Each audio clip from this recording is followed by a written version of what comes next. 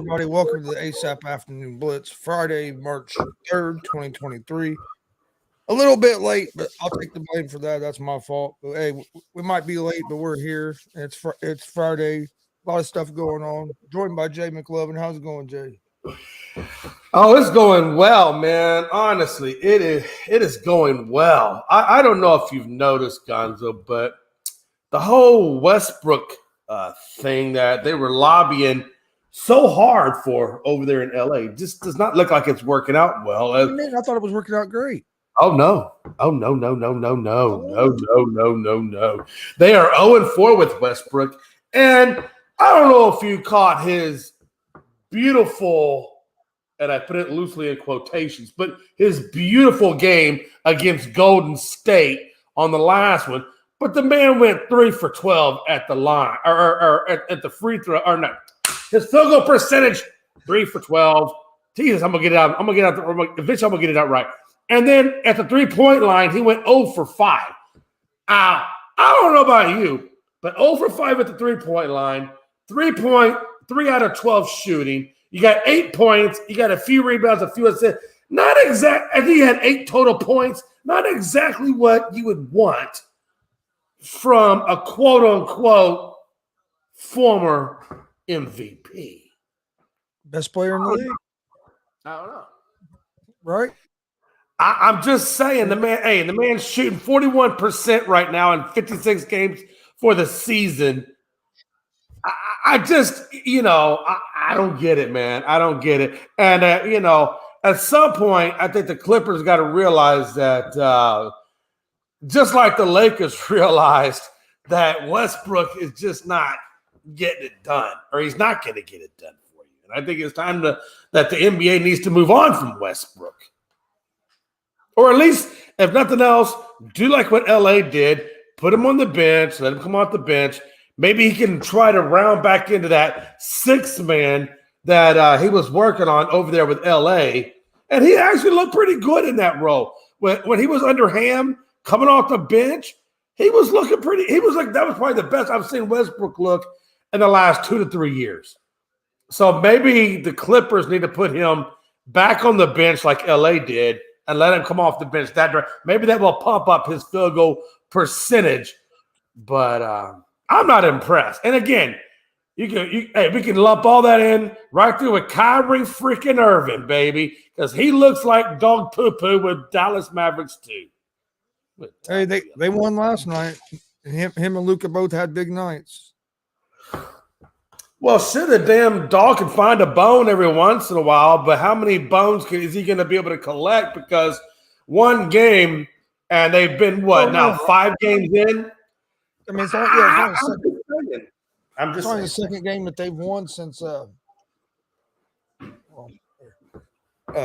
trade. But yeah, I think they both had like 40 points or something. It was the first time in Mavericks history that 2 players have combined for over 80 points.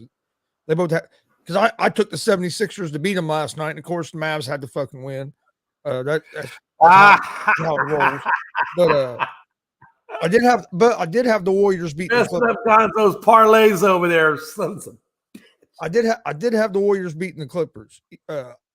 So at least you got that win out of it.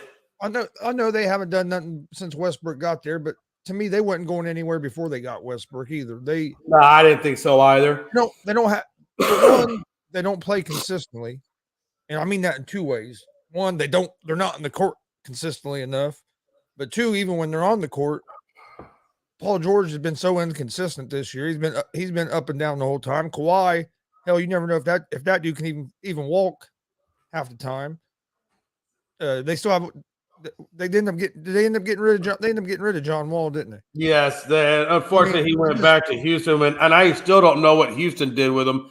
So I guess they got to be either on the bench or somewhere. To me, the Clippers have just been trying to hold on to what they thought they had a core that was going to be able to take them to compete for a championship, and they're still holding on to that thought. But I think their window has passed them by with Kawhi and Paul George.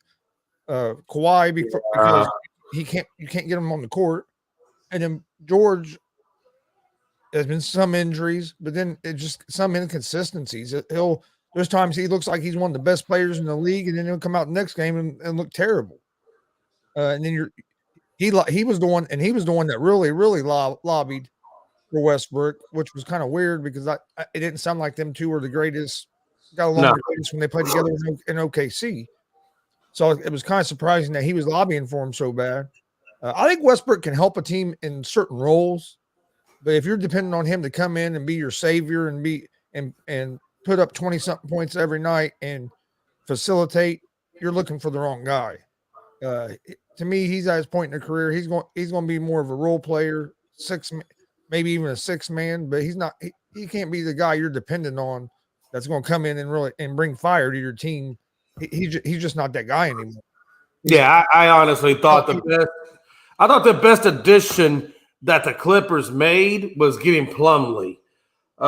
If you look at what Plumlee's done, just look at what he did with Golden State. He got you 20 rebounds and 12 points and 2 assists. And I think he went 3 of 5 at the 3-point line. So that really was a pretty good acquisition for them. I thought Eric Gordon was a good, bench pickup for them as well. Even though he lost like 34 minutes, he's pretty much reduced himself down to being on the wing, hit the 3, but he did have a rough night at the 3-point line. He only went 2 for 10, but at the end of the day, he was 6 of 16, close to about 40% shooting. But Eric Gordon, he's just kind of more of a role player for them. Plumlee, I thought, did a great job as an acquisition. But, yeah, this Clippers team just can't – well, the biggest part is that combination, For me, the biggest problem is you have your 2 stars and they're never on the court together. So you can't ever get no continuity built together. And then you're asking these role players to play extra minutes and actually play a role that they're not built to play, because you need more out of them because you don't have Kawhi on the court or you don't have George on the court, or it's just I think I kind of feel about the Clippers the same way I feel about the Lakers. If you want to get better and try to compete, it's time to blow it up and rebuild it. I think the Clippers are in that mode where they need to move on from George and Leonard, and I think the Lakers are to the point where they need to move on from Davis and James. Yeah, and I don't think people are ready for that conversation, especially not out there in LA, where I don't think they want to hear the word rebuild, but they're about to go back to the days. Both LA teams need to rebuild. Hey, listen, I'm telling you, man, look, both teams, like you said, for various reasons. I mean, the LA team, they need to go. They're on their road back to the days of Cedric Ceballos and Nick Van Exel. I mean, these are the dark times that LA as a whole is about to experience. Both the Clippers and I think the Lakers, like you said, for various reasons. I mean, both teams they don't have the squad to get where they need to go. And so it's time to revamp it, relook at it, see what you can get in terms of picks, and let's try to figure this out again. But, man, what a time, man. Clippers are what? Clippers are in the number 7 spot right now. Golden State has shot up into the number 5 spot, and the Lakers are down there at the 11th spot, about 1 game back of the Pelicans in the number 10 spot. So that just kind of gives you an idea. Golden State shot up to the 5th, and they still haven't got Steph Curry back yet. I think before it's all said and done, I think Golden State will probably get into the 4th spot. I think they're going to overtake Phoenix when Steph gets back, because they're only about 1 game back right now of Phoenix. And you put Steph in this lineup, man, we all know what Steph can do to a team, man. They can write that team real quick. And I would not be surprised if we get last year all over again, and see Golden State possibly in the finals, unless this Nuggets team can continue to do what they're doing, which is staying healthy and winning games, which is what the Nuggets are doing right now. They're staying healthy, they're winning games. So, if Golden State does get to that level, could you imagine Golden State versus Denver Nuggets? Oh man, that'd be crazy. That would be insane. The Golden Nuggets do it that. And the Phoenix and Golden State would be fun to watch too, because you have Durant going up against Curry and them. Yeah, absolutely. And and if you look right now in the West, you got Gold State on a 4-game win You streak. never know. Yeah, Sacramento on a 4-game win streak.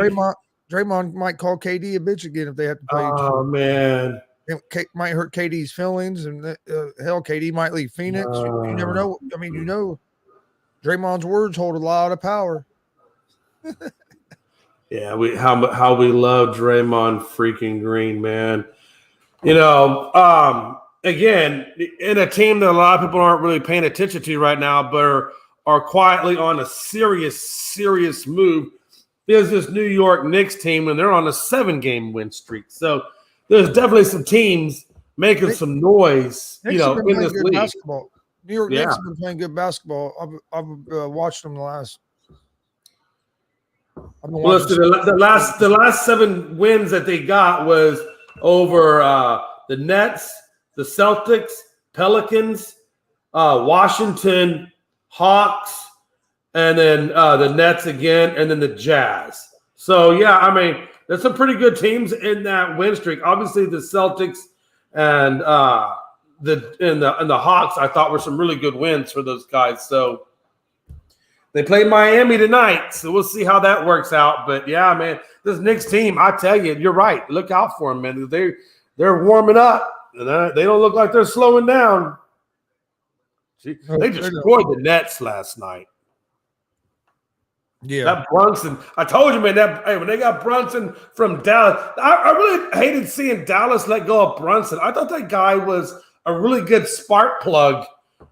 At the point guard spot. I don't know why Dallas let him. Dallas should have held. That's one they should have held on to. Don't worry about getting Kyrie. Hold on to Brunson. They didn't think he was worth the money he wanted. Yeah, and I think he's definitely proven people wrong on that aspect. Yeah, we'll see. It's only been one season. Let's see what he does next season. Well, no, dude, Brunson. No, he's been balling. He's been balling. Shut your mouth. Well, hell, dude. Hey, last night he went 15 out of 18, 5 out of 6 at the 3 for 39 points, 5 rebounds, 6 assists. I mean, I tell you, man, Dallas should have never let him go. I wish the Rockets could have got somebody like Brunson at the point guard spot. Yeah, no, Dallas should have kept him with Luka. Now you got Kyrie there, and I don't know. I don't think it's going to be better than what they had with Brunson myself. Well, you look at Jalen Brunson; he's averaging 23 points a game, 3.6 rebounds, 6.2 assists at damn near 49% shooting. I mean, I'll take that at the point guard spot. Shit. Give me that at the point guard spot in Houston. I would love that. God, what a time to be alive. And I don't want to knock Kevin Porter Jr. because he's an up-and-coming young guy. But Brunson, man, geez Louise, man. I like his game. I like his game. Yeah. And he's only 26 years old. He's still young. He's only 26. He would fit perfectly out there in Houston with that age. It was something to do with the money. It's the only thing I could say why Dallas didn't want to keep him. I guess they didn't want to give him the money that he was looking for, but probably not. But if you look at it now, it don't make a whole lot of sense because you didn't want to give him money, but then you went and signed Kyrie, traded stuff away, and you don't even have a guarantee that he's going to be back with you next season. Exactly, because he might wind up bolting on you next season. So it don't make a lot of sense. You took a decision that could have been a lot. You took the higher risk with going with Kyrie instead of paying Brunson and then building around Brunson and Luka. Yeah. I mean, usually, Mark Cuban, and he's a very, very intelligent person, and he knows he's really, really into the game of basketball. He knows his sport, and I don't understand why you would bring in a Kyrie Irving and not have a contract signed or an extension signed carrying him forward. I just don't understand that. Yeah. Unless they have some kind of cut Luka, Joker, AD. Unless him and Kyrie made some kind of verbal agreement, but I wouldn't trust no agreement with Kyrie unless it's signed on paper. notarized. Anthony Price puts on there, start benching a cut, a Luka, a Joker, and a KD. I'm going to tell you right now, I'm starting Joker, I'm benching Luka, and I'm cutting KD. Specifically. And that's not even a hard one to discern. I think I'm starting Jokic. What was the other one? I'll probably start bench. You got Jokic, Luka, and KD. I'd probably start Jokic, bench KD, and cut Luka. That makes zero damn sense. That's the problem. See, you're the problem right there. What's going on? Why does that make zero sense? That's the damn problem right there. How does that make zero sense? I'm going to tell you why. What's the best ability a person can have? Availability. Go on ahead. Let me tell you. Start bench KD. And then when you need him to come in to give old Joker a relaxation break, oh, I'm sorry. He can't play right now. He hurt his foot. He hurt his Achilles. He hurt his ACL. Last I see, Durant's healthy. He put up 23 points. And 27 oh, yeah, you're right. Because it's not like he wasn't hurt for a while, and he's not like he's going to go back. I mean, every time you breathe on KD, you got to wonder, is he going to go on the damn bench? But that's all right. That's all right. If you want to bench a guy who is 50-50, that's what I call KD. His new nickname is 50-50 because 50% chance he's on the court, 50% chance he's not. No, he's not that will always be on the damn court. I'll take that every single week. KD's not that bad. He's not as bad. He's not as bad. Right, he's not that bad. He's not as bad as Anthony Davis. No, what you just said about 50. How that Brooklyn thing worked out? Could you tell me again how many games he actually played while he was out there in Brooklyn? Who? KD. I'd have to look it up, but he played. I know you have to look it up because you know why? It wasn't a whole hell of a lot. Kyrie was the one that Kyrie missed more than KD did. So you're like the LA Clippers of podcasting. No. No, because you'll take these crazy risks, and then when they wind up and you need them at your most opportune time, and they tell you, "I'm sorry, I'm load managing right now. I'm load managing. I can't play for you. I'm load managing right now." You act like KD don't show up in the playoffs. He's played great in all the playoffs series he's been in.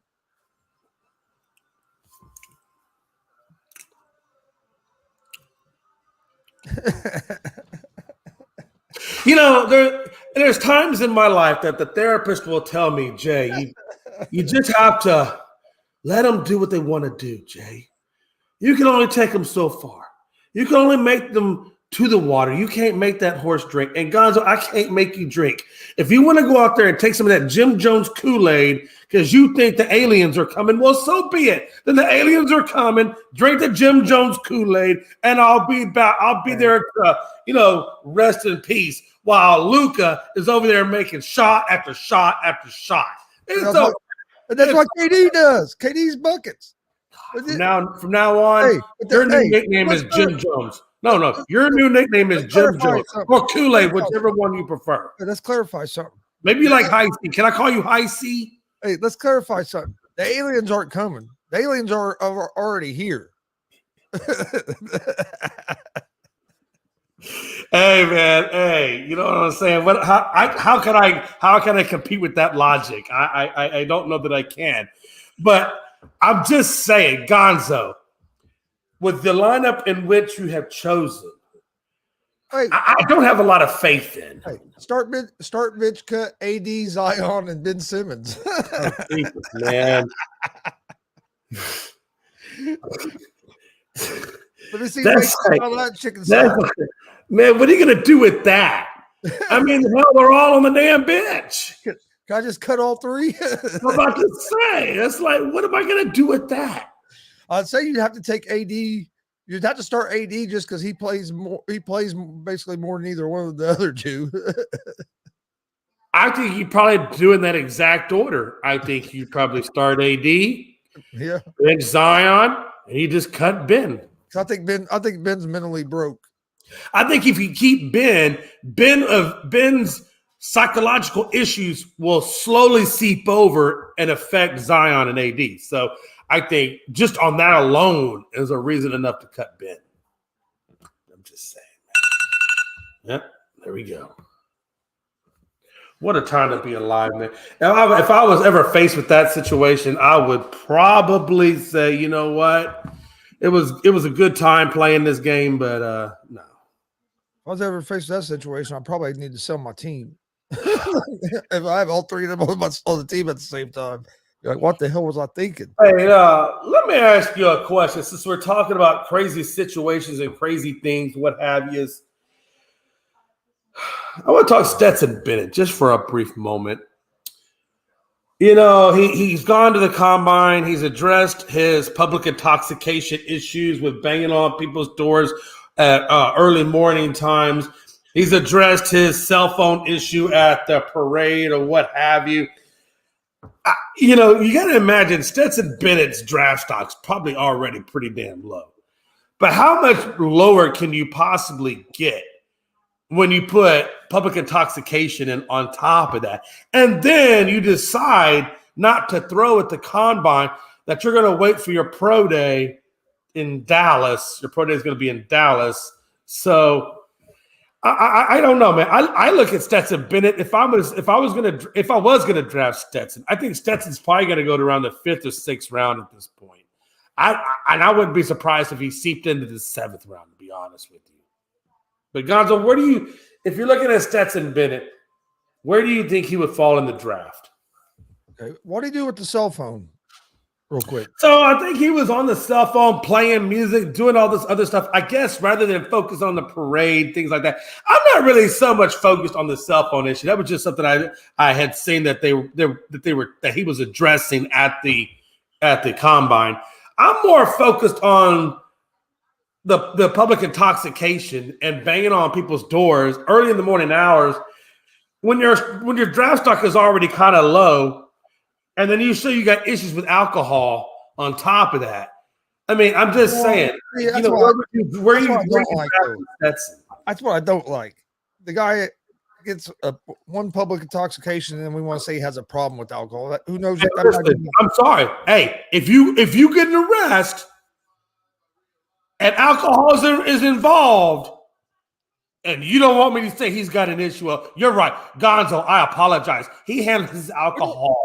What I'm saying, we don't know if he has an alcohol problem. I don't care. It might have been. It could have been one of the first times he's got drunk like that, and he made a mistake. Okay, Gonzo, that may be, but at the same time, you're going to the draft. People are. No, I understand. I haven't got that part yet. I'm just saying, just because he's had that happen one time, to me doesn't mean just because he did that. Well, at the end of the day, he still did it. That'd be like me, Jay. If you got one public intoxication, me saying, "Oh well, Jay's a terrible person. He has an alcohol problem." I wouldn't fuck with that, dude. But I'm not going for the draft, Gonzo. No, I'm not. I want you to tell me about draft people right now. Let's talk draft people. Let's talk about you're going to the draft. Let me get to my damn point. Well, get there, you son of a bitch, because I'm not getting any younger. Well, you need to drink some of that fucking potion that makes you younger. I don't know what to tell you. Hey, listen, if there was a potion that could do something like that, trust me, I would be drinking it by the gallons. No, what now? Was it stupid what he done, especially with the draft coming up? Yes, I agree with that. And it will affect his draft stock, probably some. I think his age does have a little bit to do with why teams aren't looking at him as hard as they should. Because I think he's overlooked a little bit. He's not. I think he's a pretty good player. I'm not saying that he's a first round pick. I think maybe without the issues, and if he went 20, what is he, 28, 25, something like that. If he wouldn't already 25, I think he might have went maybe second, third round. But with his age and with the issues that he's had here before the draft, I agree. It'll probably a fifth round. I'd say maybe fifth, sixth round, maybe fourth at the highest, just because there's so many. I mean, and at the end of the day, maybe he doesn't have an issue with alcohol. Maybe it was just a stupid decision on his part. I'll even roll with that. If you want to really roll with that, I can roll with that. But the problem is when you're job interviewing, because that's what they do in the draft. You're interviewing for a job with somebody, and you got all these candidates that you're going up against in the quarterback world that have better resumes than you do, your shit cannot possibly stink at all if you're trying to, get up in there. You know what I'm saying? Like, that's just, to me, I'm not saying that they're going to label him with that, but it doesn't help his case out when he's trying to say, well, this is why I'm better than the other guy. No, yeah, definitely don't help you go heading into the that's the point where I'm getting. It's just like, bro, you picked the wrong time to try, to get arrested for public intoxication when you got the draft coming up. I'm just saying your timing wasn't good. All I'm saying is we saw that something like that happened with Baker Mayfield where he was running from the cops, and I've never heard really people label him as he had a alcohol problem. It was more of. But was that right before the draft, or was it after he was already been drafted? No, it was before the draft. This was while he was in college. I mean, that's all I'm saying. In college, it wasn't before the draft. It may have been a year or so before the draft that happened, right? I mean, timing's everything. What I'm saying is timing is everything. And, what I'm saying? It got talked about going into the draft. It got talked about. What I'm saying is it was mostly people saying. And let's be honest, Baker Mayfield at the time of the draft, he was a much more hype prospect than Stetson Bennett. I mean, those are kind of worlds apart. Yeah, I'm not saying it's good, but he was a higher prospect, but should he have been that high of a prospect? Oh no!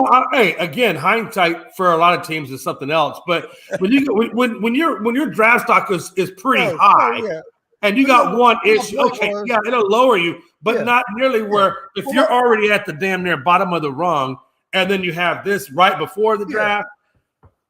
What my point was, I'm just saying. What you heard most people saying was he was a college kid. He made a mistake. He was learning from his mistake. You didn't really hear a lot of people just say, "Oh, he has an alcohol problem." That was all I was. There's a saying. There's a saying in the military that says, "Do what your rank can afford."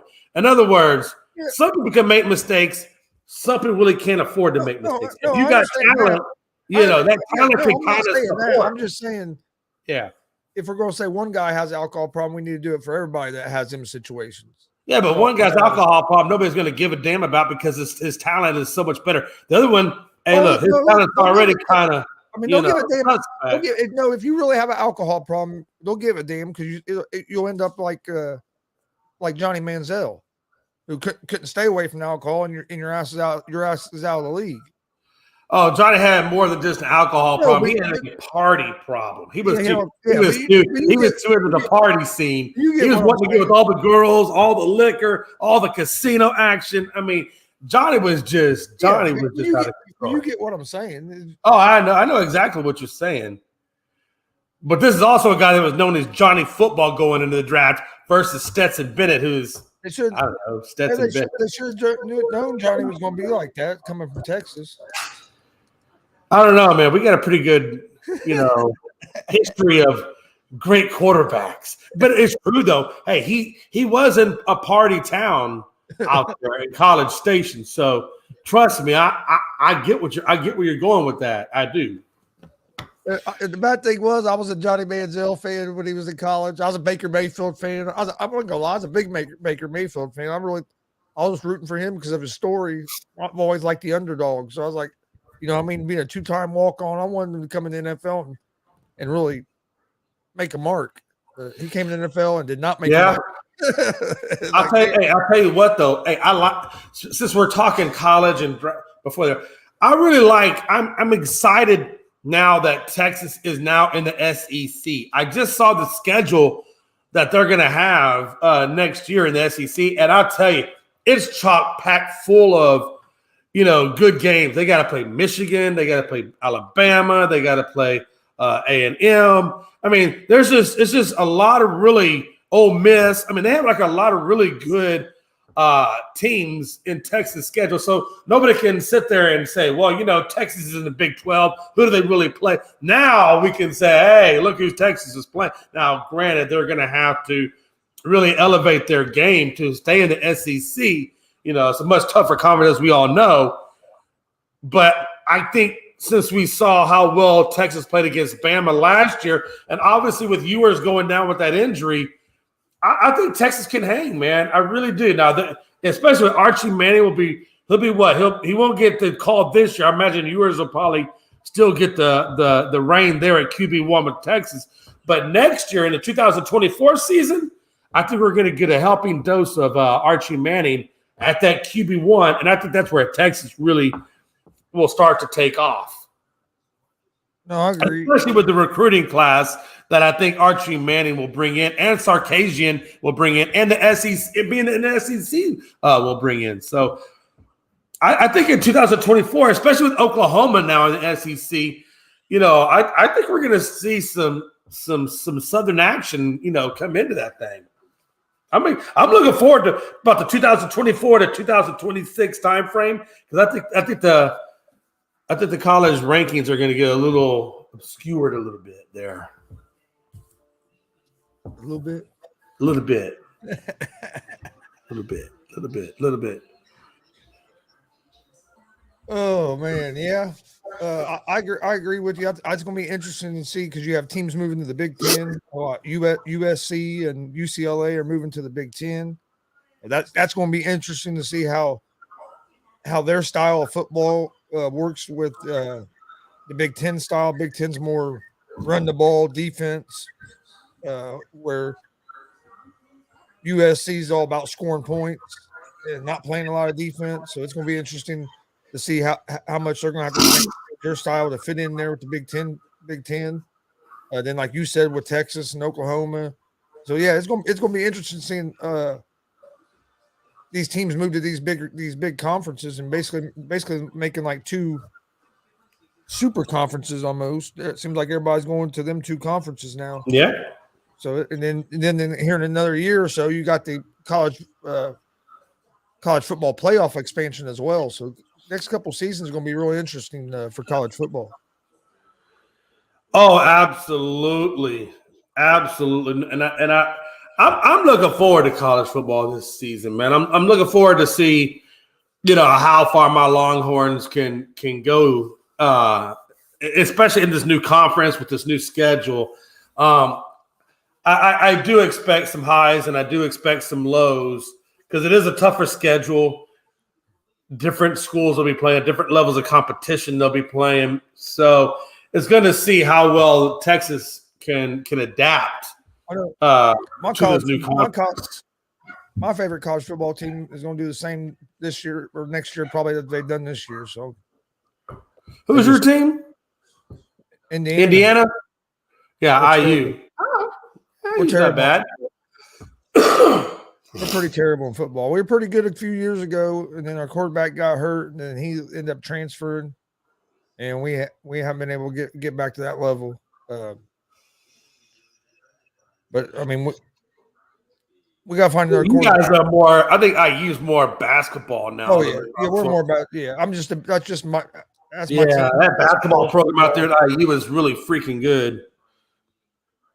Yeah, they're more of a basketball school. Wow. I don't know if you saw this, but we're sure as hell going to talk about it. I was skimming over Blitz report just to see about the NFL power rankings. I mean, not the NFL, the NBA power rankings, but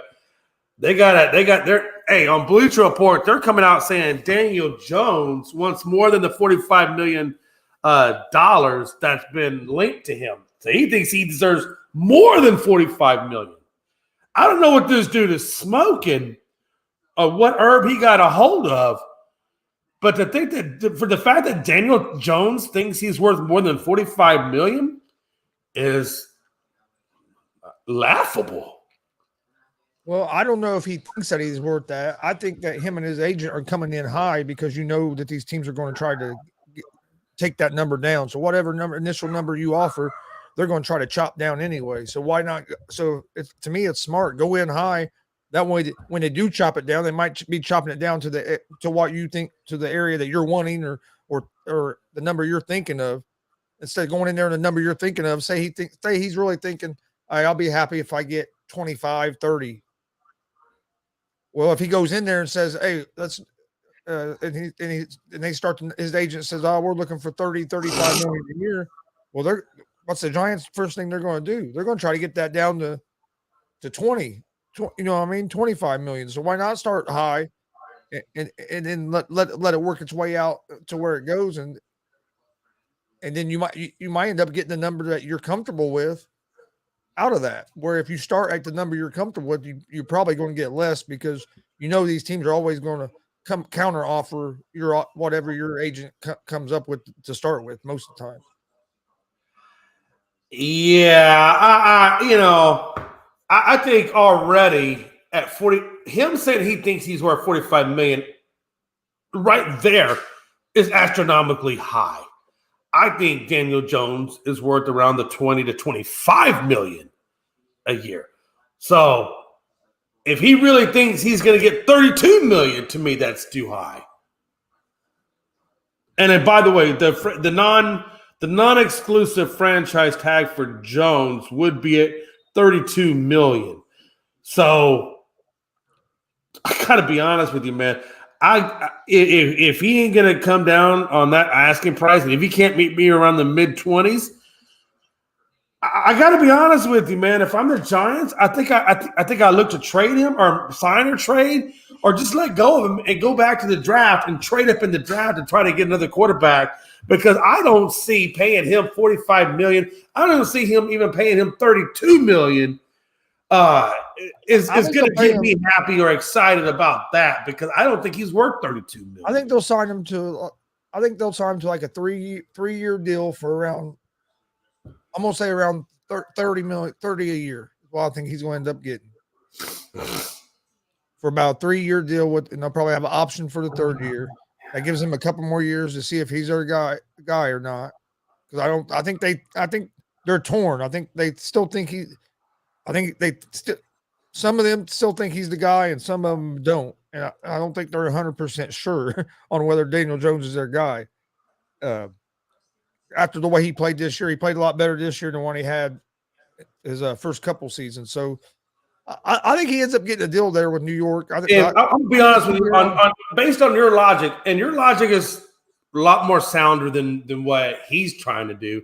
I'll be honest with you, if you're willing to give him $30 million a year on a 2-year with a 3rd-year option, I think what I would do at this case, it's only going to cost me $2 million more than being locked in on him if he's not the real deal. So based on that logic, I'm a franchise tag his ass. Well, watch this. What I'm saying is I'm a franchise his ass. I'm gonna do him one more year to see if the year previous under the first year under Dable was a fluke or not. And then if he does equal to or better than his numbers, this previous season, then yeah, I'll go on ahead and give him a long-term, 4 or 5-year deal. But at $30 million, if we're already there, I'm gonna franchise tag his ass. I'm gonna ride him one more year for consistency, and then we'll talk that kind of money. The only thing with that, because I think you said the 32 was the non-exclusive. So if you somebody can still try to come in there and try to snag him up. Who's going to do that? Well, you never know. You never know. Teams getting the. But even if they did do that, their offer shouldn't be too much higher. But one, it shouldn't be too much higher. And what I'm saying is, one, it shouldn't be too much higher. But number two, I believe the Giants still have the right to match that offer if it does. Yeah. So if it comes in at $34 million, I'll match the $34 million. That still keeps me around what you're talking about at $30 million. They have a chance. Yeah, they have a chance to match the offer, and then if they don't, they get a couple draft picks. I think either way, I put the non-exclusive on him. I see what everybody else thinks he's worth for one, and if it's more than what I'm willing to spend to take a flyer on him, then I'll just take the 2 damn draft picks and we'll keep rolling.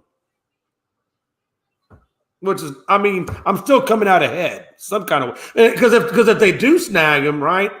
I'll just go in the draft, slide up in the draft with them 2 picks I got for him, try to get that number 1, number 2 spot, and I'll take Stroud or Bryce Young. So I'm still coming out light years ahead.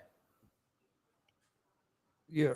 And now are you seeing more with that Carter? They're saying that teams are trying to find out information because they could be worried he could get put on the commissioner exempt list. Yeah, there's a dark cloud over Carter right now. That I'm telling you, man, there's no telling what's going to go on with this guy, man. Because NBA, MLB, they don't have that conduct policy, whatever. It's up to the teams, I think, whether or not they play or don't play. But in the NFL, you got that conduct policy. So even though he, quote unquote, if he goes to the on the 18th to that arraignment, and then they wind up saying, you know what, just we're going to give you the misdemeanors, a little bit of probation, whatever. He still could get put on, like you said, that the commissioner's non-exempt list for conduct policy issues, and then that could delay him before he even comes onto the field. So yeah. But I'll tell you this: even if he gets the misdemeanors, I don't think even if he gets put on the delayed list, I think he goes high. And also how they charge him. If he just gets the misdemeanors, I don't think he gets put on the list. Oh, I still think he can get on that list for conduct policy issues. But here's my thing: how can you? But it might only be Gonzo. It might only be a 3 or 4, 5 day whatever the commissioner. Here's my thing: how can you get put on how can you get put on a conduct policy list when you're not even an employee of the NFL yet? Well, again, I don't know how all that would work. So, somebody smarter on policy would have to answer that question. How can he violate a conduct policy that he's not even part of yet? That's my only thing. Don't get me wrong. What he's done is wrong. He's going to pay there's going to be things come out of it. But to me, it's just hard to violate a conduct policy when you're not under that conduct policy yet. Yeah, and again, that's I don't know what the official is on that. I'd have to see some kind of rule on that. I don't think I've ever seen a rule on that. So it may not, to your point or to your credit, it may not be an issue. It may not. I'd have, like I said, somebody who actually has access to that policy could give you a better answer. And the reason I say that is because, like, say we go to a job, and they have conduct policies. What do? The first day there, they give you the conduct policy. You're supposed to read over it and sign it. You know what I mean? So, no, I understand what you mean. But I don't know. It doesn't matter. I think even if let's just play worst case scenario. Let's play worst case. We know best case scenario. He doesn't get put on the list and he just gets drafted as a misdemeanor. I think even worst case. Even if he did get put on the damn list for 4 or 5 games, his potential is so great. Well, he's still going to get taken. Like, you know what I'm saying? Even if he did, I don't think, as long as it's misdemeanors we're talking about, it's not going to, like, to your point, it's not going to affect his draft. Now, when he goes to arraignment on the 18th, if they decide to add charges to it or whatever the case may be, well, now that alters everything, which is interesting or good for him. The fact that arraignment is 9 days before the draft, so it gets time to get that done, get it over with, get it solidified, and then it gives him more of a realistic idea of where he would be drafted, right? So could you imagine if the arraignment was after the draft and he had to live through that? I mean, that really would affect him. Yeah. So he got, and what I'm saying is, so Carter, in my opinion, got off super, super lucky that the arraignment is 9 days before the draft. So he got lucky with that. The other thing he's gotten lucky with is that the charges that they've charged him with are just misdemeanors. I got to be honest with you. If it was me and if I was the prosecutor of this, he would be looking at manslaughter. I would find a way to attach that to. He hasn't been charged with no felony, so with it just being the misdemeanors, I don't think it's going to be a real big deal. And you would usually, if they were going to file more charges, them charges would have been filed. So I mean, don't get me wrong, something can always pop up between now and then if the police was to get more evidence and they thought they had enough. But for some reason, they must not feel like they have enough to charge them with a felony or manslaughter or something like that. And I don't know, it seems kind of weird. The whole situation, don't know enough of the whole story to, you know what I mean, to really know how much he had in it, but he definitely had a part in it. And then with them looking at the evidence and they only give him the misdemeanors, that's what makes me think that's probably all he's going to get, because you would have thought usually they come out with the most severe punishment first, and then kind of add charges on the right. Yeah, I mean, again, if he doesn't get charged, with involuntary manslaughter. Me personally, I think he should be an accessory to it or an accomplice to it, because look, if you're racing against somebody else, you're just as much a part of what happens, to those two people as they are, because you're a part of it. They're not racing against themselves. They're racing against you. That means you and them are both doing those types of things, And so I don't know, if it was me, I'm putting him right in there as an accomplice to it. But that's me. I got a Texas mentality. We death penalty these people, so whatever. Texas is a lot tougher state to deal with when it comes to those kinds of things. I don't know what state he was in when he would. Do you remember what state they were in where this occurred at? Georgia. Was it in Georgia? Yep. Okay. Yeah, right. Because he was coming from the facility. That's right. Because he was coming from the facility at 2:30 in the morning when this happened. Man, I'm really surprised Georgia hasn't had tougher charges on him. Georgia's a pretty tough state too now. Georgia's not a slouch in their laws. They're usually pretty strict on stuff like that. That's interesting. Well, either way, look, at the end of the day, man, I really hope, my hope is that if he does get clear to this and he does continue to, move on with his life, that he learned from this and that this attitude or this action that he did doesn't repeat itself, And if he learns something from it, hey, the only one that can judge you is God. Well, that's the thing. Everybody makes mistakes. Humans in law, but I mean, that's the thing, though. Everybody makes mistakes. It's about how you come back from that mistake and not making the same mistakes over and over. You know what I mean? I agree with you. It's a hard pill for me to swallow because it's a hard pill for me to just say I'm okay with that, because I'm really not. Truthfully, internally, I'm really not. Because if I have children out there, if I got kids out there, if my wife is out there on the road, and you're sitting there and you're overtaking these guys at high rates of speed, and you're in the opposite flow of traffic, and you're in the center flow of traffic, you know what I'm saying? That's just it's not cool. It's not kosher. It's no different than walking down the street with a loaded handgun and taking shots and praying to God you don't hit somebody. I'm just saying, for me, I'm not. It's hard. I'm not condoning any of that. I'm just saying, if you, because there's some mistakes that you can't come back from. I mean, but a lot of times if you make a mistake, it's not as serious as something like that. Well, they're lucky. It is serious. No, it's absolutely serious. They're just lucky that nobody got hurt. They're lucky. Let's just be honest. It is serious. What they're doing is in grave seriousness, because somebody obviously has died, number one, from it. And number two, somebody else could have died from this. But I understand what you're saying. What I'm saying, though, there's different levels of mistakes. There's mistakes that are real serious and bad where people die, and and punishment's going to be harsh. And then there's your mistakes that your more common mistakes where you're just going to get kind of a slap on the wrist and be like, don't do that again. You know what I mean? And I'm not saying a mistake to me implies that I didn't know something would happen and it happened. I'm not saying that this should be just a slap on the wrist. That's not what I'm saying at all. I'm just saying there's different levels. And I get it. If it's a mistake, something that I couldn't foresee or couldn't do this, that, or that, okay, I'm totally down with that. But when I get in a car and I'm at a high rate of speed and I am intentionally going across opposite flows of traffic, I agree with you. I understand what you're saying. I understand what you're saying on that. If I'm the team, and I'm drafting Jalen Carter, if I'm the team and I'm drafting. When I said that about the mistake, I necessarily wasn't talking about this situation, because this is, this situation. I get where you're coming from.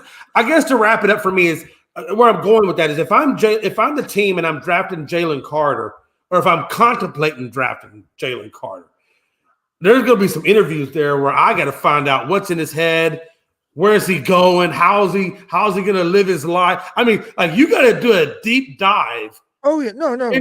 You're gonna give this guy before I would even feel comfortable. Yeah, because you're gonna give this guy you're gonna give this guy probably hundreds of millions of dollars. So yeah, you gotta do your due diligence and talk to him, and you want to make sure that this is a outlier, not something that's going to happen again, and that we're going to have other problems. So yeah, you definitely have to. And I'll be honest with you. If I was interviewing Jalen Carter for a job, you better believe that I'm gonna have a therapist.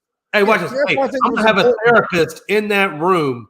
I'm gonna have a therapist in that room that can evaluate. Not asking for just evaluate. And then I'm talking to the therapist, thinking like, "Yo, what's your makeup on his?" And I think that, and the other thing I think was important, and a lot of people was yesterday, like, well, what's he do? Why is he back at the combine? I think it was important for him to go back to that combine, and be available to talk to all these teams, because that's one of the biggest part of the combine is all your interviews. So once he went there, turned himself in, took care of that stuff, got bonded out. I think it was a smart move by him to come back to the combine so he could do them interviews with those teams. Because if you don't come back, then it can kind of make it look like, well, maybe he has something to hide, or he don't care. He don't care about this. This is on, you know what I mean? This kind of on the back burner. So I think it was a smart move by him and his agent to get him back to the combine so he could go through the interview process. Teams could get to know him better. I do. I think that was a smart move. Yeah, and again, that's the thing, man. You got to get into his mind. You got to get into his mindset. And again, hey, I'm interviewing peers. I'm interviewing friends. I mean, you really got to get a good sense of this guy's character, and did he really learn from it, or is he the type that makes mistakes like this and goes on and does other dumb shit? You know what I'm saying? So yeah, I think whoever drafts him, there's a lot that's got to go into that psychological piece, not just how fast can I run a 40 or whatever the case may be. But we will see, man. We will see. Again, he's projected. I've seen a lot of mock drafts that has him projected in the top 5. So that's a big time spot to be drafted in. I see him even drafted above Will Anderson. And we'll talk more about that on Saturday with Unscripted as we break down the top 10 draft picks. But man, again, with Carter, that's a pretty high number to be drafted at. And it's going to be interesting to see if he stays in that top 5 or if he slips out of the top 5. I know a lot of people think he's the best player in the draft. And basically the reason he's not going to get drafted number 1 is just because teams are going to take the quarterbacks because that's the main position or whatever. But it's certainly the most position of need right now for, I would say, probably almost half of the half of the teams in the top 10 need a quarterback. We're saying that he's the best player in the draft, and he'll basically the best non-quarterback in the draft. Yeah, and because those teams need quarterbacks, that's why he's going to slide out of that number 1 spot. Hell, he may slide down out of the number 2 spot, or even the number 3 spot. I think. No, I'm gonna hold my thought right there. Y'all gonna have to watch the script and know what I think. But I do think that he's, if he's to stay in the top 5, he's gonna have to really interview well, and that arraignment's really gonna have to go in his favor in order for him to stay within that top 5 for sure. Which is a shame, man. That kid got so much damn talent. I said it all the time, man. Talent's half of it. The other half is your common sense to keep you out of trouble, to maximize your talent. Yeah. Sure is. That Davis that we were talking about from Detroit Mercy came up 3 points. He's 3 points short of beating Maravich's record. Really? So now they're waiting to see if they're going to make it to one of the postseason tournaments. So if they get into the CBI, there's a good chance he'll break the record. But if they don't get in, okay. So my question is if he has to go into the tournament to break it, does that count? Because I thought is it a regular season deal or do tournaments account for that as well? And the way they were talking that he can still break it as long as they get into this tournament. That's interesting because I would have thought once the regular season ended, that would have ended it. But yeah. I always say records are meant to be broken, and Pistol Pete is, man, I love Pistol Pete. I don't know if you ever seen the documentary on him or whatever, but man, just bro, like he was the original Kyrie back in the day. He's the one that developed all those nice handles and all that nice ball movement and things like that. I mean, just an incredible athlete.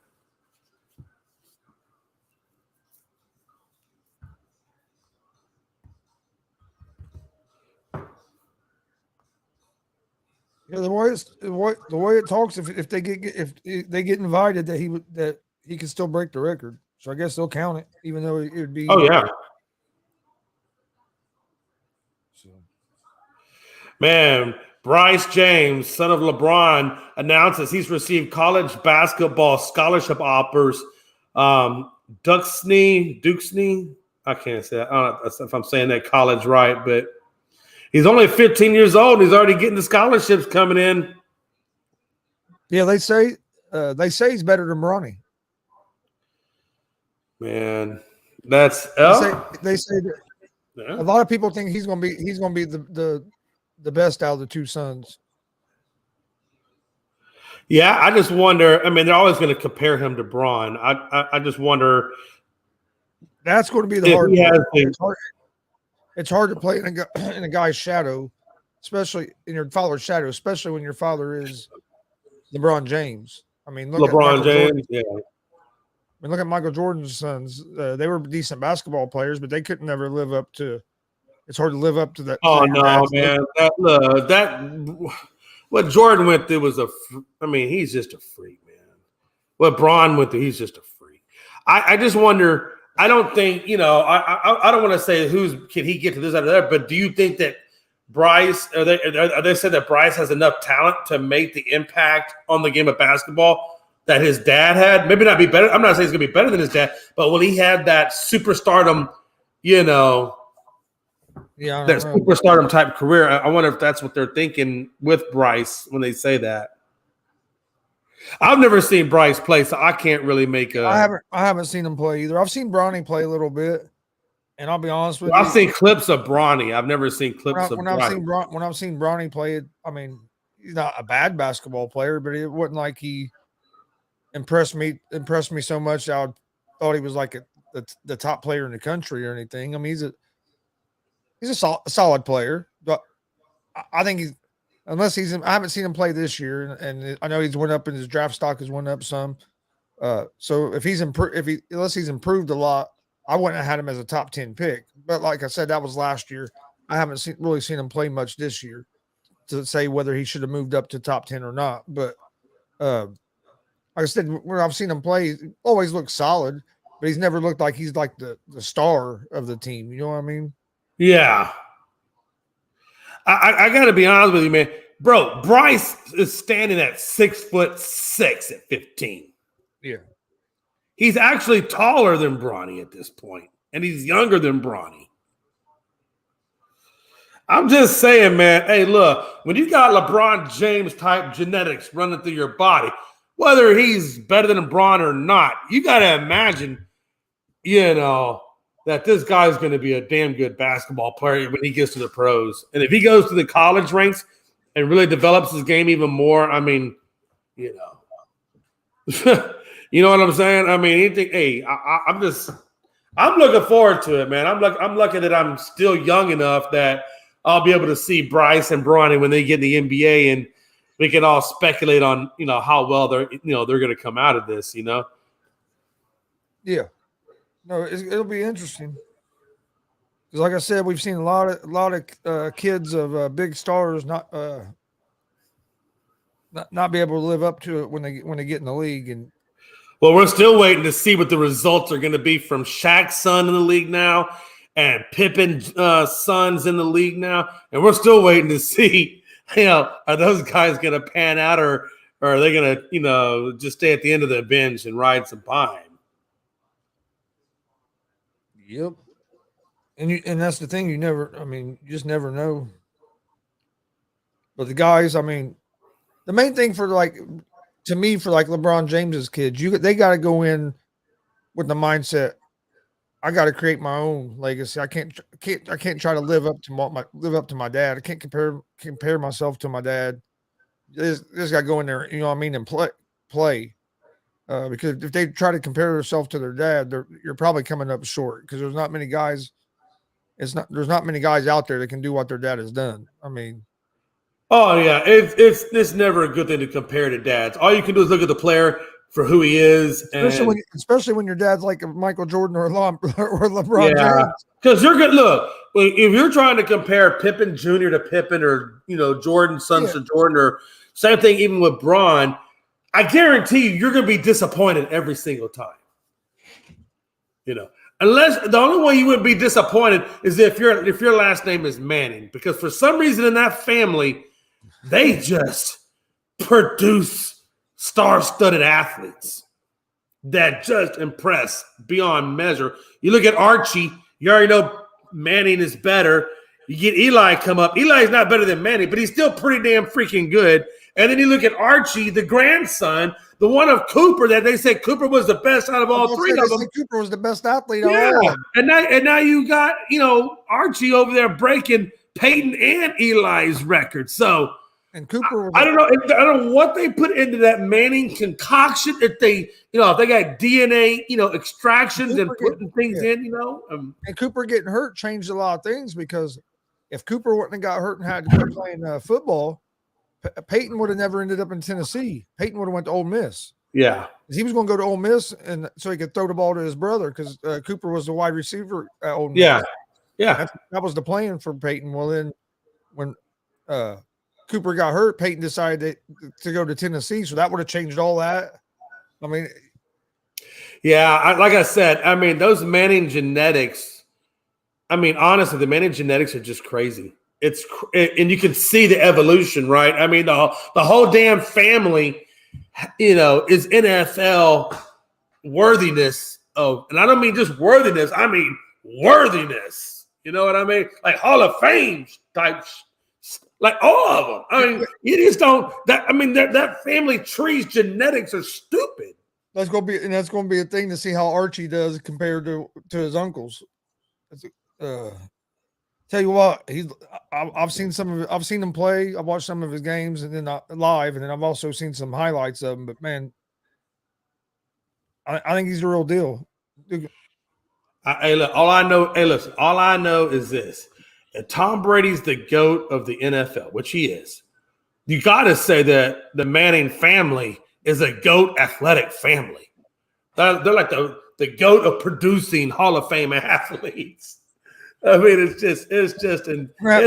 blows my mind. You're gonna have two Hall of Fame quarterbacks in that family, because Peyton already, and then Eli's going to get in with having the 2 Super Bowls, and especially beating New England both times, and one of them being when New England was undefeated.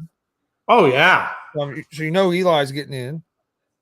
No, they're all getting in. Every last day. I wouldn't be surprised if Archie at some point. I don't know about that.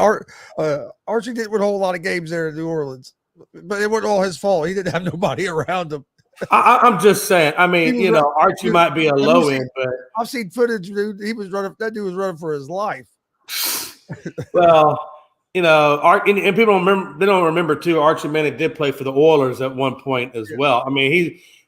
It's kind of funny, because that's how.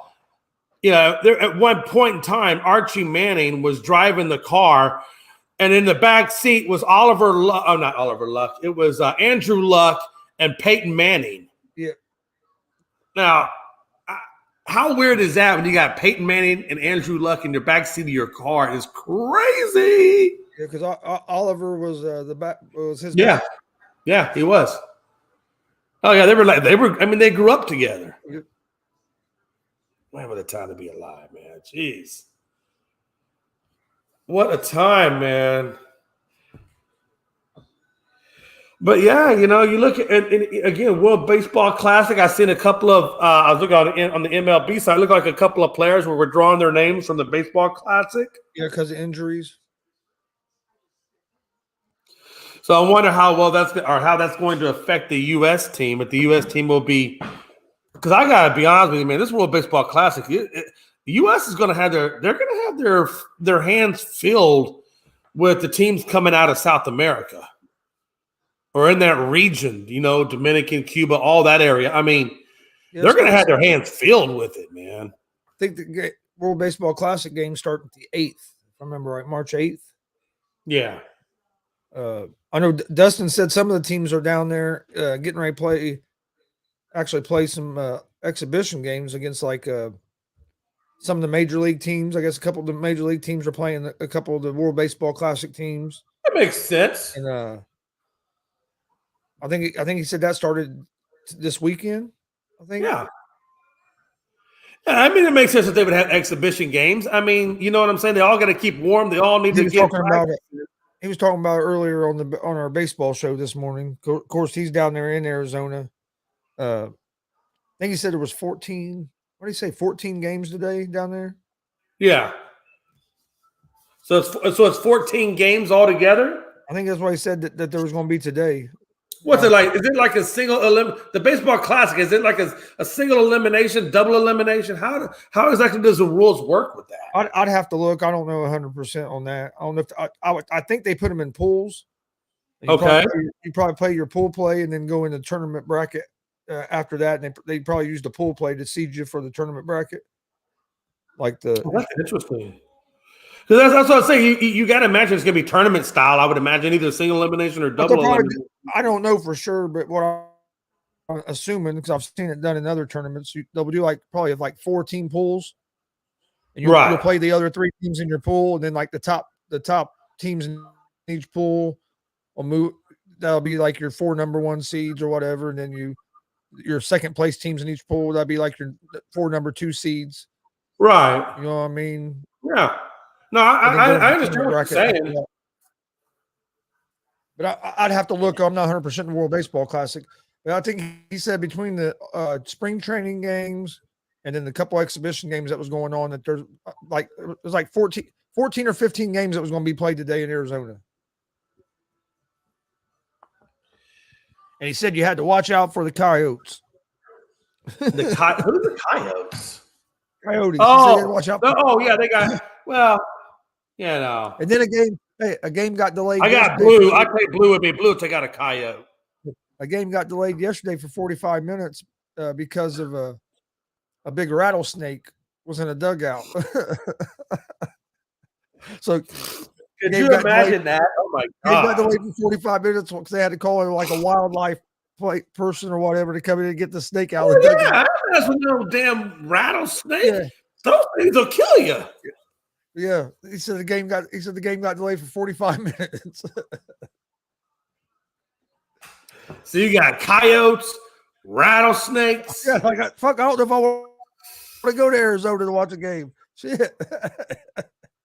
Hey, I'm definitely gonna have I definitely have me a knife or something on my hip. That way, if I see a snake or a coyote, I can defend my damn self. I think he said they got mountain lions out there as well. So could you imagine? Because he said the one time you can sit out in the grass, out in the outfield, you can sit in the grass behind the fence and stuff. Yeah, you're closer to the sand line. And he said, "Yeah, I'm good." Like my luck, I'd be sitting out there watching the game, and I look over my shoulder, and be a fucking mountain lion sitting beside me. I'm like, "The hell no, dude! I'm sitting up in the grandstands where I see everything." Hey, that's where you'd be like, "Back ain't gonna beat you." You want this? Bye. I'm good. Here, you can have my sandwich. He said, "Let Frankie see handle. Look, man, Frankie's scared of a damn snake too, man. Don't let Frankie exterior fool you. That man would be running if he saw even a garden snake.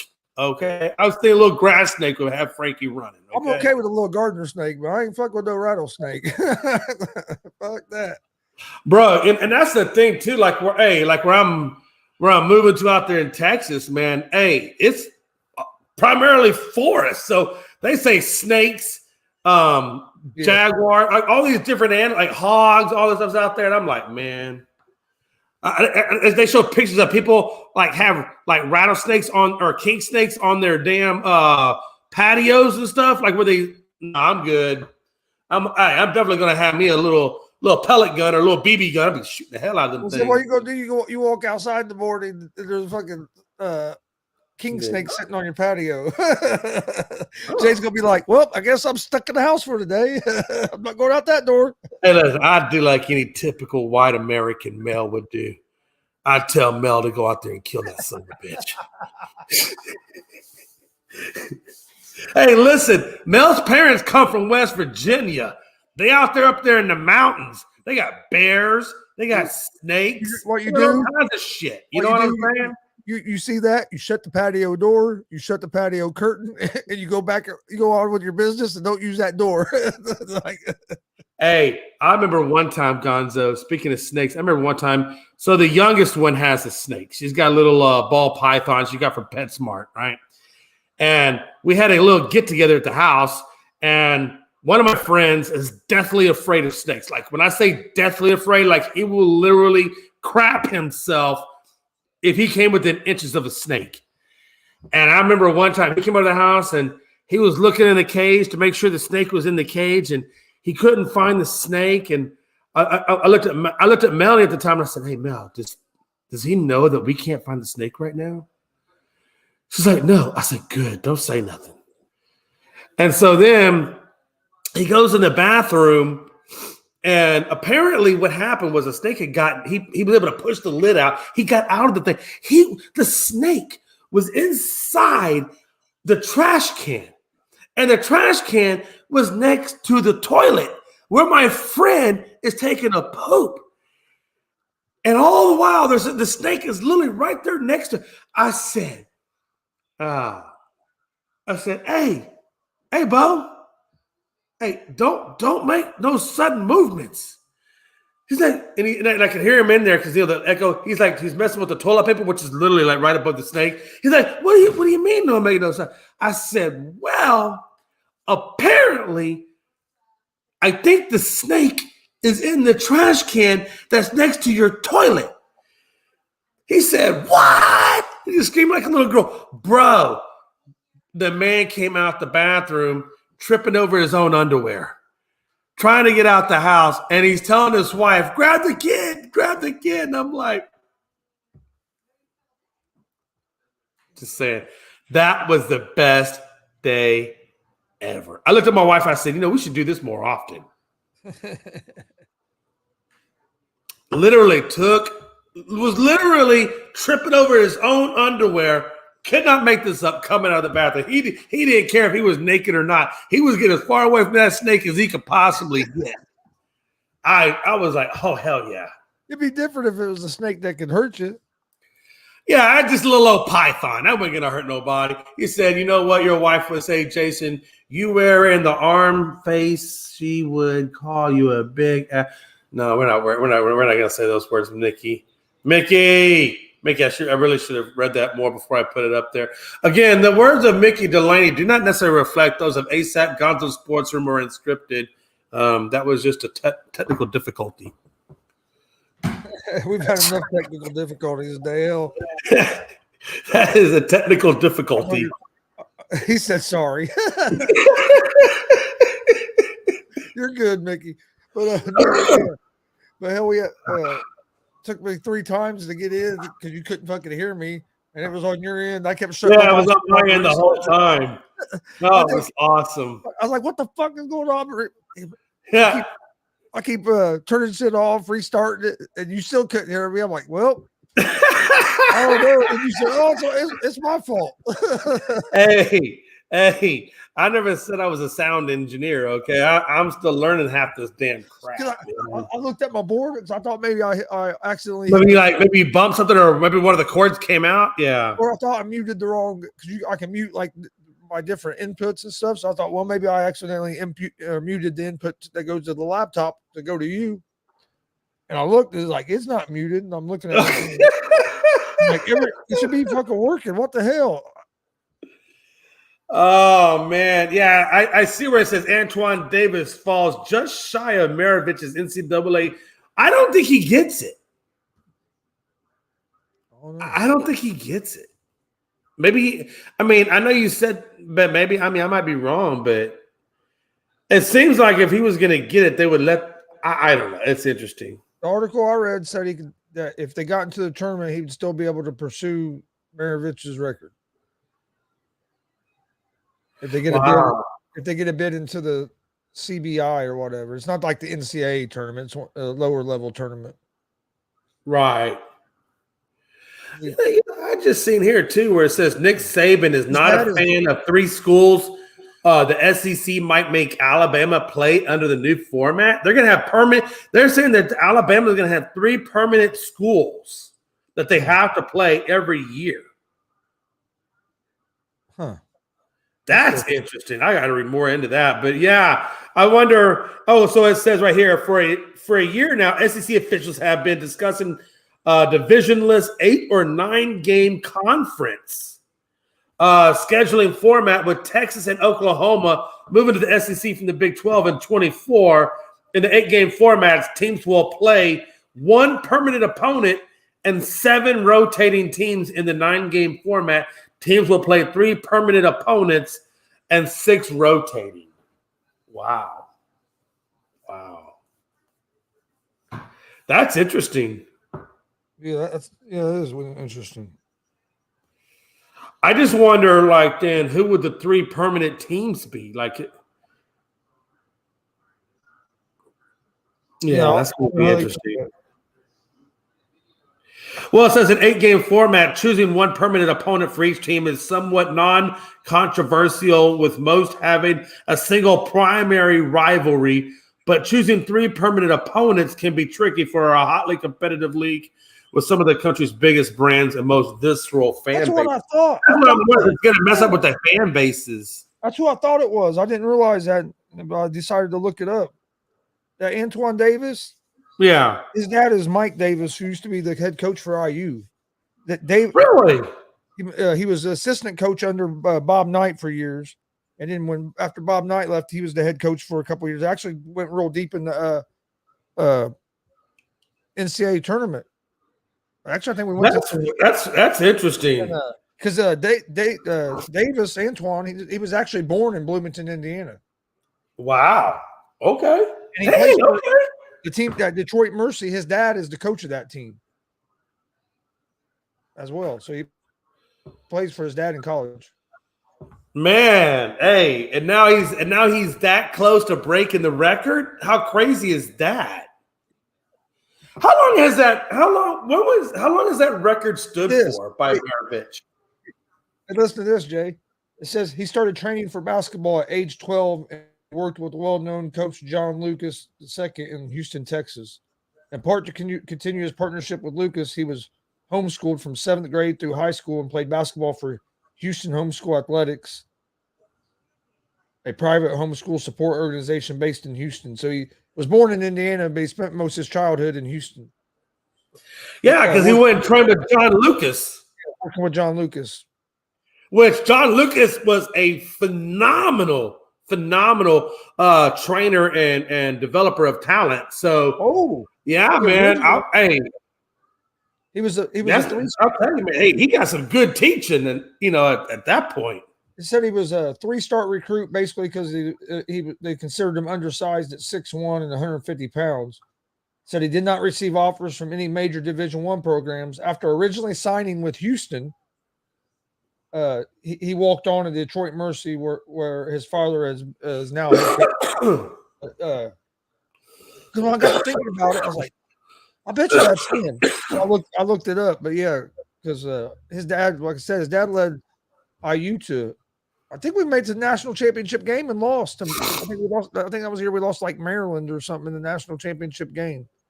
Or at least the Final Four. But we went deep that at least one year with Mike Davis as head coach.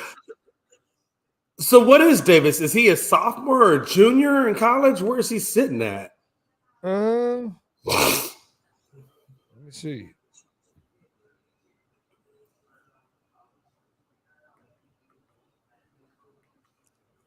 I don't know. He's 24, so he's probably a junior or a senior, I'm guessing. That's interesting. Well, if he was breaking a damn record or close to breaking a record that was set by Pete Maravich, I'm surprised where would he go in the draft? I think he's a senior.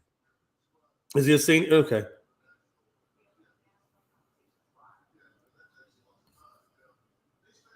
Yeah, I wonder where he's going to go in the draft, and if that's the case. Yeah.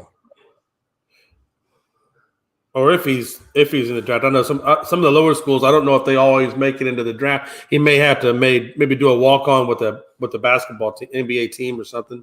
Yeah, but he's a senior. He's been named. This is the second year in a row being named the Horizon League Player of the Year. And he's been named to the first team every year. But the 2 years he's named Player of the Year, so I mean, or league player of the year in that league. So it must be pretty good. And like I said, he went and done train. I mean, he basically trained for basketball his whole life. Was homeschooled so he could train basketball. You know what I mean? So man, but somebody that's trained that much for basketball and doing all of what he's done, you know, you'd think he'd be a pretty prominent name in the NBA draft coming up, not too far from now. I think it's his size being 6'1" and only 150 pounds. Oh, Jesus. He's 6'1" and 150 pounds. Bro, that's not even a person. That's like a skeleton. Think about that. 150 pounds at 6'1". That's like Manute Bol. You remember how skinny Manute Bol was? That's like a Manute Bol at 6'1". They were saying that's basically why he didn't get recruited by a lot of the bigger colleges because they considered him undersized at 6'1". Oh, bro, no, that's more than just undersized. A 6'1" frame at 150 pounds is damn near almost anorexic. That's how skinny you are. 6'1" at 150 is nothing. That's hell, your organs and skin tissue and bones probably make up damn near half of that. It'd be like me. It'd be almost like me being 6'1" because I'm about 5'5" and weigh 135, 140 pounds. So if you make me 6'1", if you're 5'5" at 140, that's what I'm saying. Stretch your ass up to 6'1" and add 10 more pounds to it. Well, that's what I'm saying. I already can imagine what I would look like. Man, hey, listen. You remember how skinny Chet Holmgren is? Yeah. Yeah, he's like Chet Holmgren at 6'1". Like he would have no inside game because at 150 pounds, they're just gonna throw you around like a fucking rag doll. Yeah, that's it. That's been his biggest problem is his size. Oh God. Yeah, if I'm his dad, I'm taking his ass and I'm putting him on 3,000 calorie milkshakes. We're working out every other day, and you're eating a shit ton of beef and carbs for a long time until you put on some weight. Because that's almost, truthfully, at 6'1", 150, that's unhealthy. That's not a healthy weight, even at an athletic weight, even for that matter. Sometimes though, you can try putting on weight and don't put it on. I had that happen with my son. We tried to put on weight and couldn't get him to put on weight. He weighs. I mean, it's true. Hey, some people just can't, 79 pounds as a freshman in high school. Good God, man. That's what you weighed? That's what my son weighed. Wow. I weighed 90 pounds as a freshman in high school. Some skinny little fucks. The lowest weight. Hell, my dad weighed like 80 pounds when he graduated high school. But anyway. Your dad's like 4'11". Where's he going to put weight on? Jesus, come on. Hey, he's put on some weight now, but anyway. Well, he's old. But no, my son was seriously weighed 79 pounds as a freshman. He was a wrestler. Lowest weight class in high school is 100. Listen, no offense, I love you, man, but if I saw your son coming down the hallway at 79 pounds, I'm throwing him in a locker, I'm closing it, and I'm not giving anybody the combination. Hey, lowest weight class in high school wrestling. 100. That's not even a weight class. Wait a minute, no. That's like air. Listen, the lowest weight class is 106 pounds. So he weighed 79 pounds. So good God, man. He wrestled varsity as a freshman, giving up all that weight, and it still was he was one match away from making it to semi-state, giving up like 30 pounds. God, he could wrestle with the guys, but they were just too big. They just overpower him. And no, that's my point. Look, you can be the most skilled individual in the world, but if you don't have the weight to back it up, I'm sorry. It's like it'd be funny because when he'd beat some of them kids, when he would win, the other coach would be so mad. Like how'd you let that little dude beat you? I'm thinking, he's a gnat. Did you see him? You couldn't see him. He was a gnat. He was everywhere. And I'd love it because he'd go out there. And the thing I loved about it, he went out there and he would show a lot of heart. He went out there, he'd give it 110% the whole time. Look, man, I'm gonna tell you right now, Gonzo. I'm gonna tell you right now. If I'm 79 pounds, Gonzo, if I'm 79 pounds and he put me into a wrestling cage, I'm gonna tell you what I'm gonna do. You know what I'm gonna do? I'm gonna run in circles until I get a vantage point to jump on that dude's back, and I'm gonna ride his ass like a spider monkey and do everything I can to get his ass into a and then I'm gonna lean back. But I'm gonna ride his ass like a spider monkey. But like his 7th and 8th grade, when he was in like 6th, 7th, and 8th grade, dude, I had him on protein shakes. I mean, high calorie diet, like you were talking about. And you know what you got to do? No, seriously, no, for real. You know what you got to do? You got to do like they do with. Do you ever see what they do to make veal? Yeah, you got to take your son out there to the middle of a field, put a big plastic dome over him, and then strap him down to where he can't move, and all he can do is eat the food in front of him, like a little chicken. And then you come back. You come back in about 2 to 3 months, and you're either A, gonna have a guy of normal weight class, or B, you're gonna have a guy who's got some really good filet mignon steaks up in there, and you can eat like a champ, Jeffrey Dahmer style. Now he's 20. He's going to be 23, and he weighs more than I do. He finally, after he got out of high school, he finally hit a little bit of a weight spurt. He weighs more than I do. He weighs probably about 145, 150. God, I haven't seen 145 since I was I think I was a freshman, and I think I weighed around 110, 115. I was a big kid. I mean, hell, when I was born, I was like 22 inches long. I think I weighed like right at about 10 and a half pounds. They had these big forceps red welt marks on the side of my head because my head was so big. They had to put the little tongs on it, and they had to pull me out. You're 21 inches long, and bro, 14 inches of it was your head. It's all head. The wife said once we got past the head, it was smooth. It was smooth sailing. She said, man, I would have known you was going to be like that. Hey, that's back in the 70s, man. Hey, we were eating that good food back then, that non-GMO crap. We were the real deal. Fuck. What time to be. But yeah, man, now Willie McGinnis is he's got domestic charges against him, the former linebacker of the Patriots, out there going to nightclubs at 51 years old. Said he got assault charges with force, and he got assault charges with a weapon. Like, come on, man. What are we doing? Brady got 3 Super Bowl rings. What you doing out there in a nightclub at 51 years old anyway? Come on. Living his best life.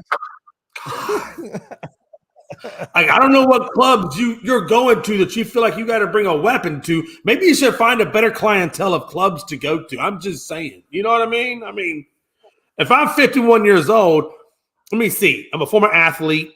I got Super Bowl rings. I'm probably a halfway, decent looking guy. I'm going to go to the upper echelon. I got money. I'm going to go to maybe the little higher retail clubs, and I'm a party at that level. You know what I'm saying? Rather than going down to the local Richmond Street and going into the local bar. I'm not doing that. That's ridiculous. Yeah. It's setting yourself up for failure. Jay, you got let's go ahead and get the final thoughts. Yeah. Because I got another show to do, then I'm going to go get some ribs. Yeah, absolutely. Me too. I'll make this super quick. Super quick. Again, check Unscripted out Saturday. Tomorrow at 1:00. Saturday 1:00. We'll be breaking down the top 10 picks in the draft and a couple other little topics, but primarily the show will be draft focused, and we're going to kind of dive more into what we think is going to happen in that first part of the first round. So check us out 1:00 tomorrow for that. And Gonzo, will you be able to be there? I know you got wrestling shows, but is 1:00 tomorrow good for you? Should be. Okay. So more than likely, maybe we'll see Gonzo there. I know Frankie will be there. I'm sure, and I know Logan will be there. So I'll be honest with you. As long as my ass is awake, I'll be there. Hey, we're talking Colts. Colts are going to be a big subject in the draft. So no, I'll be there. I'll be there. I'll be there. Yeah, the only way I won't be there is if something happens and I fall asleep. Man, don't worry. I'll call your pops and tell them to go wake your ass. I've been having a little trouble the past few days with that. But other than that, because I don't think I have anything going on tomorrow. Sunday we have a wrestling show. Nah, that's why we moved Unscripted to 1:00 on Saturdays, because it's just easier for people to get together, because most people do have things going on in the afternoon or the evening. So yeah, so check us out for that, man. 1:00 tomorrow. And then also make sure you check Unscripted Guys on Twitter. Unscripted Guys, all one word on Twitter, for current up-to-date stuff. Other than that, man, just remember, if you're out there and you're single and you're not ready for kids, strap up. Help control the pet population. Okay.